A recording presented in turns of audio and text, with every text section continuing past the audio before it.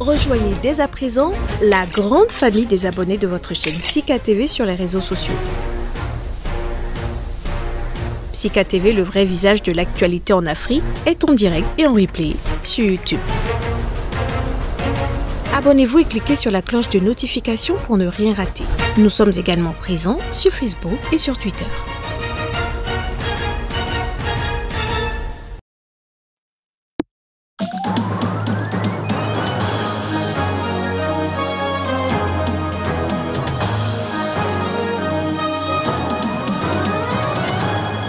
En RDC, le parti Union pour la démocratie et le progrès social de Félix Tshisekedi est en deuil.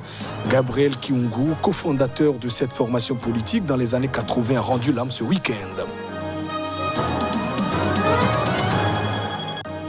Au Brésil, un juge de la Cour suprême dans le collimateur du président Jair Bolsonaro, il demande sa destitution. Le magistrat avait ordonné une enquête contre le chef de l'État brésilien.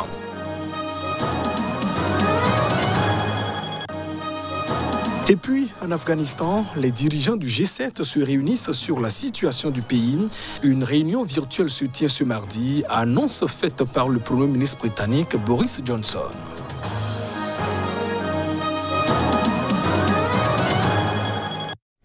Et voilà pour le sommaire de ce journal. Bienvenue dans cette édition. Direction la République démocratique du Congo pour parler de ce deuil. Gabriel Kiungu, qui est le cofondateur de l'UDPS avec Étienne Tshisekedi, le père de l'actuel président Félix Tshisekedi dans les années 80, est passé de vie à trépas. C'était ce week-end à Luanda. Le reportage pour mieux comprendre. Gabriel Kiungu, 82 ans révolu, figure emblématique de la scène politique de la République démocratique du Congo, en particulier du Katanga, a définitivement déposé les armes. Hospitalisé des suites d'une courte maladie en Angola, il y a cassé la pipe, laissant les siens sans voix. Président fondateur du parti l'UNAFEC, l'Union nationale des fédéralistes congolais, il était président de l'Assemblée provinciale du Haut-Katanga, au sud-est du pays, depuis février dernier. Enseignant de formation, il fait son apparition sur la scène publique en 1965 en tant que syndicaliste représentant de premier plan de sa profession.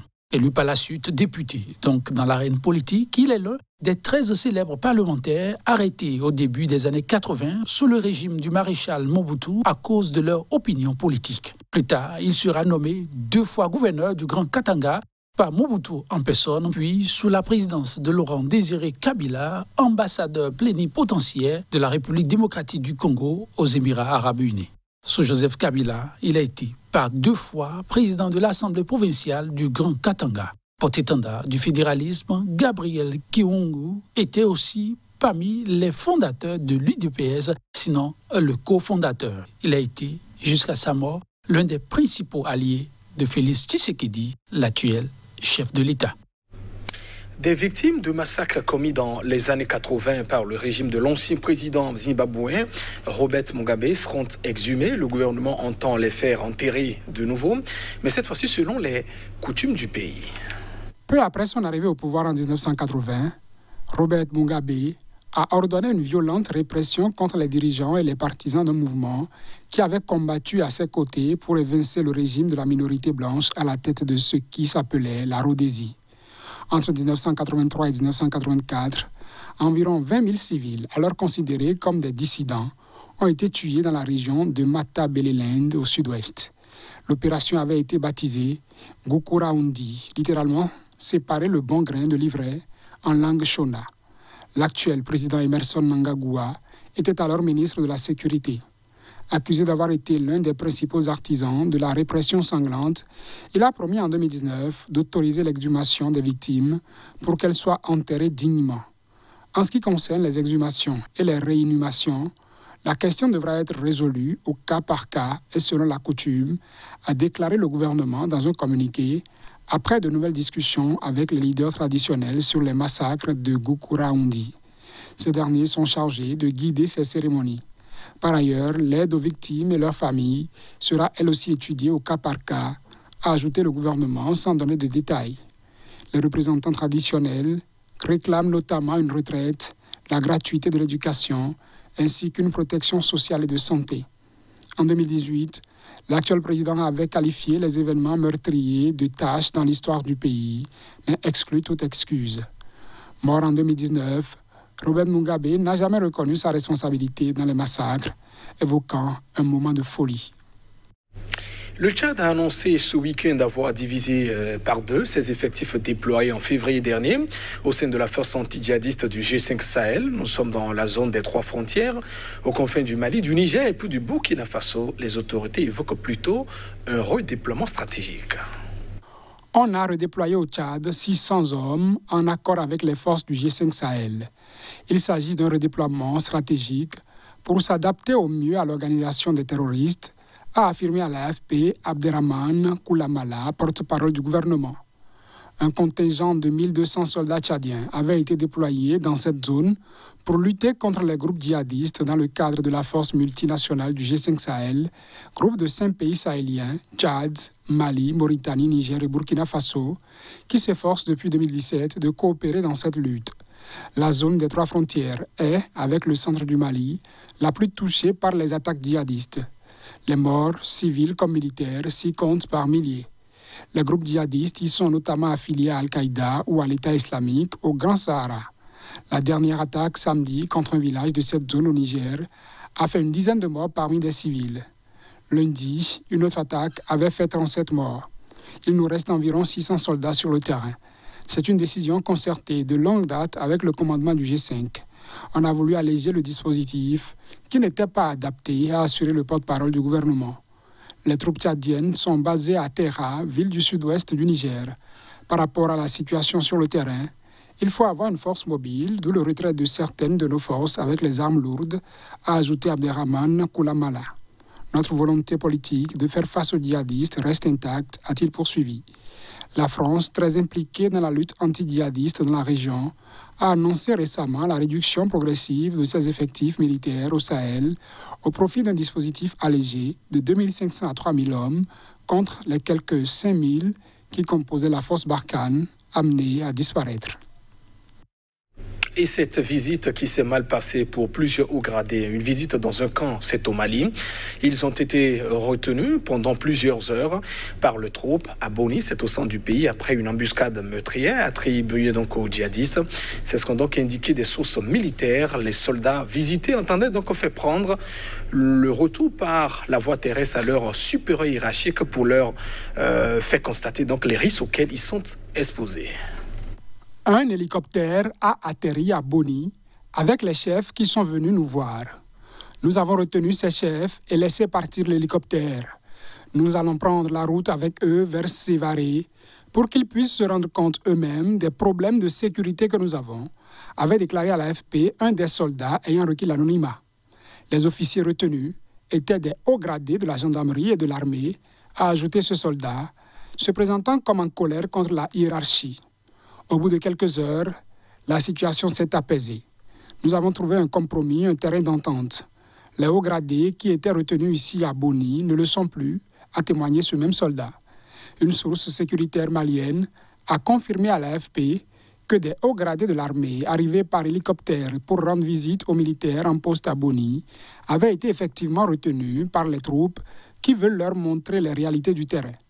La situation s'est débloquée. L'hélicoptère attend que la météo soit bonne pour aller chercher les hauts gradés, a précisé cette source quelques heures plus tard. Selon un élu de la localité, des discussions ont eu lieu pour que les hauts gradés soient totalement libres de leurs mouvements et que le calme revienne au sein des troupes. Le Mali est actuellement dirigé par un militaire, le colonel Assimi Goïta, nouvel homme fort du pays après le coup d'État qui a renversé il y a un an, le 18 août 2020, le président Ibrahim Boubacar Keïta sur le fond de manifestations contre la corruption et l'impuissance de l'État face à l'insécurité.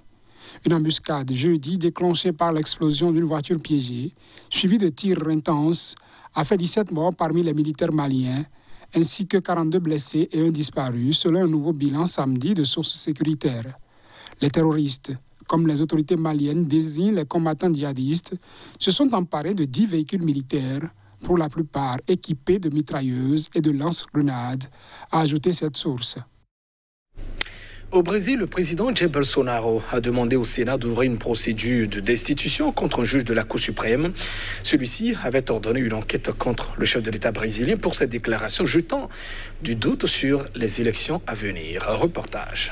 pour dissémination de fausses nouvelles supposées orchestrées par le président brésilien en personne, Jair Bolsonaro. Après ses attaques répétées contre le système électoral, le magistrat Alessandro de Moraes avait ordonné l'ouverture d'une enquête contre lui. Et c'est désormais lui qui est dans le viseur du président. Jair Bolsonaro l'accuse surtout de partialité. Alessandro de Moraes doit répondre de sa forfaiture, martèle le président qui promet ne pas s'arrêter à son seul cas.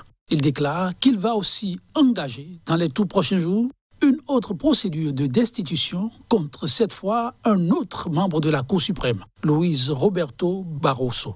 Depuis quelque temps, les militants bolsonaristes, comme on les appelle, mènent une campagne impitoyable et régulière, aussi bien sur les réseaux sociaux qu'à visage découvert, appelant à démettre tous les membres de la Cour suprême en vue d'instaurer un régime militaire. Un ancien député a récemment été arrêté après avoir appelé à des manifestations antidémocratiques lors de la fête nationale du 7 septembre. Dans l'histoire brésilienne, c'est la toute première fois qu'un président demande la destitution d'un membre de la Cour suprême. Mais le président du Sénat, vers qui les regards sont désormais tournés, Rodrigo Pacheco, semble imperturbable. Lui, qui est en charge du dossier, a déjà dit publiquement que la demande de destitution est sans fondement. Et on est loin de la crise qui secoue actuellement l'Afghanistan après le retour des talibans au pouvoir. La réunion virtuelle des dirigeants du G7 sur la situation du pays se tiendra ce mardi. C'est ce qu'a donc annoncé ce dimanche le Premier ministre britannique Boris Johnson, dont le pays assure actuellement la présidence du groupe des G7. Je convoquerai mardi les dirigeants du G7 pour des discussions urgentes sur la situation en Afghanistan. Il est vital que la communauté internationale travaille ensemble pour assurer des évacuations sûres, prévenir une crise humanitaire et aider le peuple afghan à protéger les progrès réalisés les 20 dernières années, a déclaré le Premier ministre Boris Johnson, dont le pays assure actuellement la présidence du G7. Jeudi dernier, s'était déjà tenue une réunion rassemblant les ministres des Affaires étrangères du G7. À l'issue de cette rencontre, les ministres avaient appelé les talibans à garantir la sécurité des étrangers et des Afghans désireux de quitter l'Afghanistan. Ils avaient aussi souligné la nécessité pour toutes les parties de respecter le droit international humanitaire. Une semaine après la prise du pouvoir des talibans en Afghanistan, des milliers de personnes tentent toujours de fuir leur pays au péril de leur vie, tandis que les opérations d'évacuation des pays étrangers se poursuivent dans des conditions difficiles. Dimanche, 7 Afghans sont morts dans la cohue, a indiqué le ministre britannique de la Défense, sans plus de précision. Mesdames et messieurs, ce sera tout pour ce journal. Merci de votre attention. Au revoir.